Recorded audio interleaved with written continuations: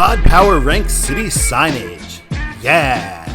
Alright, today we are power ranking Houston as the Chiefs will be playing Houston in the divisional round. I thought we'd be getting the Chargers, but we are getting Houston, and I gotta say, their defense is ferocious and they look kind of scary when everything's going well, so they are a worthy opponent for sure. Next week we will be doing Maryland at 295 or Rochester, New York's 490. Either the Bills or the Ravens will be playing in the AFC Championship game. Hopefully against the Chiefs, I do not know that for sure. Let's do a quick review of my power rankings and how I power rank the control cities in metro areas. So S tier is going to be a name brand major league signed city over an intermediate city or an awesome level of thought and creativity or LFK. A level is going to be your standard major league major city, the general baseline for what should be a good control city. B is going to be acceptable, reasonably well-known city, preferably with a major interstate junction.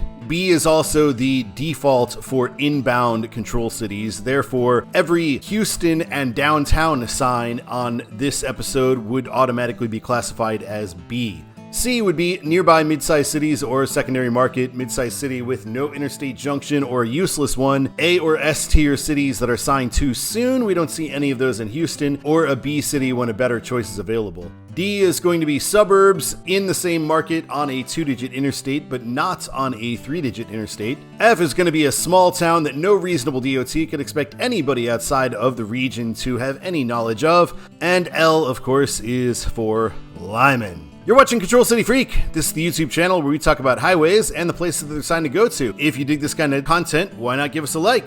And if you really like it, why not subscribe? Yeah, subscribe. All right, we will start out with Interstate 10. IH-10 in Houston. 10 is signed pretty well. On the western stretch of Houston, it is signed for San Antonio and downtown. And on the eastern side of Houston, it is signed for Beaumont and downtown. New Orleans would be really nice, I gotta say. New Orleans would be your S-level choice there, in my opinion. Beaumont is probably about the best we could ever expect from TxDOT. I should mention that we've got a Patreon going. It's pretty cool. You can vote on future episodes from time to time. You can also make requests. And it's the best way to contact me if you need to contact me if you are a paid member of the Patreon. You can also request exits the old-fashioned way with a $5 super sticker. Requests will be open for Maryland 295 or for I-490 in Rochester after the Baltimore-Buffalo game, but I'm going to need to record pretty soon after that. Requests will be open for 24 hours after that game ends. Let's take a look at Interstate 45.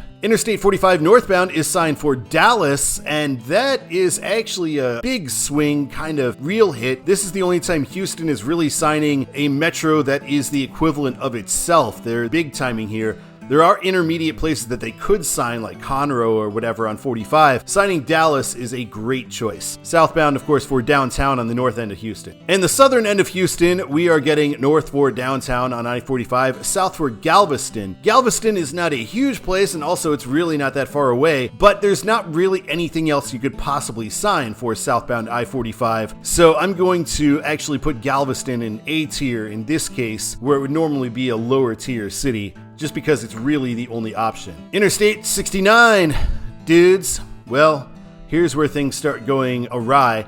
I-69 southbound is signed for Victoria, and that is not really that bad, but they certainly could do better. I feel like Corpus Christi might be the best possible choice, but there is the 69 split that will happen, and also 69 doesn't go to any of these places yet, and the split is dumb. Northbound, this is a horrific choice, Cleveland. If you want the S tier, well, this is US 59, so you could sign Lawrence. But other than that, I would say that Shreveport would be a good A level, and a good solid B level would be signing Lufkin. But Cleveland, nah.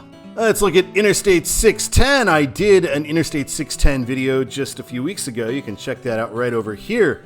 610, for the most part, signs nothing. This is what you see on 610 all the time. 610 East, 610 West, 610 North, 610 South. It is pretty useless in its signage. There's only a couple of cases where they do sign anything. The only time that 610 is signed for any control city at all is for suburbs. So we get East 610 to 225 Pasadena, and that is really because of 225, not because of 610. On the western side of town, near meeting I-69, 610 is signed south for Bel Air, which is the only other city it goes through besides Houston, but Bel Air is a small suburb. And it is never signed 610 north for Bel Air, south of Bel Air. I don't know, not a great choice. I think there's better choices. There's not really any need to sign Bel Air. US 290. US 290 coming out of Houston from 610 from its very beginning is signed for Austin, and that's a fantastic choice. That is also Houston big timing, signing another big time city. There are a lot of options that 290 could be signed for along the way, especially given the fact that it's a US highway. Signing Austin is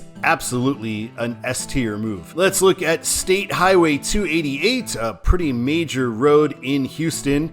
And right here on this one sign, we kind of get all of its control cities. North for downtown, south of 610, it's going to be signed north for Houston, and south for Lake Jackson and Freeport. That's where it goes. That is decent signage for that road. There's not really anything else you could sign. And then we get State Highway 225. Westbound heading into Houston is not signed for anything. 225 east signed for Pasadena and LaPorte. Pasadena is a major suburb of Houston, so that is decent signage here in the Houston metro area. US 90. US 90 is concurrent with I-10 for most of its run through the Houston metro area. So let's look at our little separation of US 90. This is where US 90 splits from 10 at the 610 interchange. And in that case, 10 is being signed for Beaumont, 90 signed for Liberty. They both go to Beaumont, but you would get there faster on I-10. So Liberty is a fine place along the way to sign US 90. Looking at the western split of I-10 and US 90, US 90 is just signed Katy Mills Boulevard because it is still a suburban street in this area, and that's fine as well. It will actually meet up with I-10 again, and you're certainly not going to take US 90 all the way to San Antonio. The Hardy Toll Road, let's look at that. The Hardy Toll Road, for the most part, is just signed Hardy Toll Road. They don't give you any sort of signage at all, so that is pretty bad.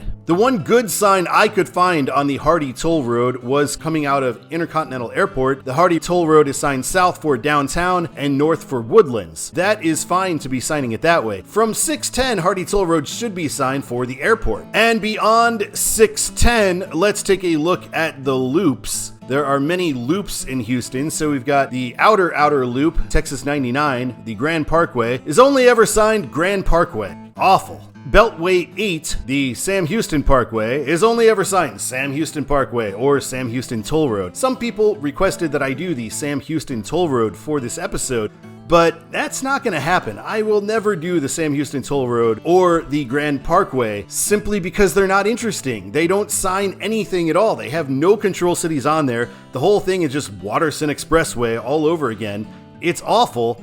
And those are bigger loops, so there's even more reason to sign intermediate cities or cities that are connected to from the two-digit interstates that it passes through. But they don't do that. They never sign anything on there. So yeah, those episodes are never happening. I apologize for people who might want to really see those, but I just don't get that much viewership from Houston or that many exit requests from Houston anyway, so it's just not worth my while for all the aggravation it would cause from me doing these roads with their terrible, terrible lack of control cities.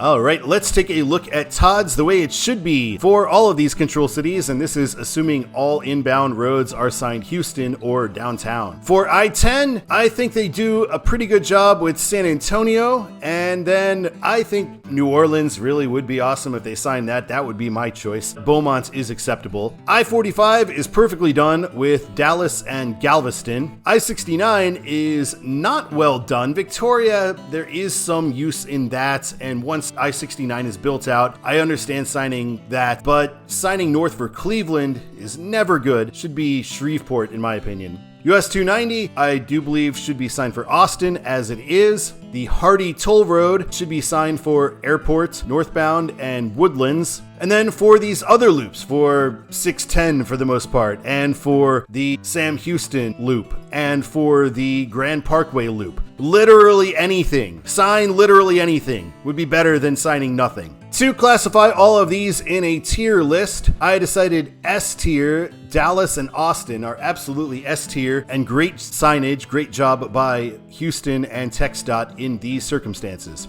Galveston, as I said, I promoted to A tier because there just isn't anything else to sign on I-45. And San Antonio, I feel, is too obvious to be S tier. So there's really nothing else you could possibly sign. Therefore, San Antonio is A tier. B tier, all the downtown and Houston inbound signs, Pasadena, Woodlands, Victoria, and Lake Jackson. So the suburbs that 3-digit roads or state highways or toll roads or loops or whatever are heading to. Beaumont, I would put on the C tier. It's just not far enough away to be any higher than that. It's only something like 75 miles away. It reeks of Texas being desperate to sign Texas. So therefore, C is the best I can do on Beaumont. D tier, Cleveland and Bel Air. I mean, if you're signing something on 610, Bel Air isn't the thing to sign, especially if you're only signing it in one direction. And then F tier is going to be 610 and every other loop in Houston and the Hardy Toll Road, because the only time it's ever signed is on the airport spur, not on the toll road itself. So the Hardy Toll Road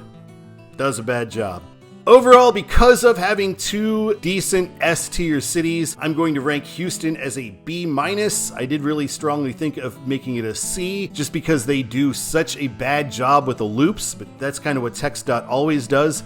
But it is bad. The excuse some people have, 610's in Houston the entire time, so why would you sign other places? Well, the Sam Houston Tollway and the Grand Parkway are never within the city limits of Houston, yet they don't sign anything either. So that excuse does not hold water. It's just Texas' refusal to sign loops. All right, thank you so much for watching this episode of Control City Freak. I really appreciate it. We will be back next week, as I said, for Maryland 295 or for I-490 in Rochester, and the week after that we're definitely doing US 61 because we know the Super Bowl is going to be in New Orleans. That should be a cool episode as well, and requests are still open for that. Until next time, my name is Todd, and keep on trucking.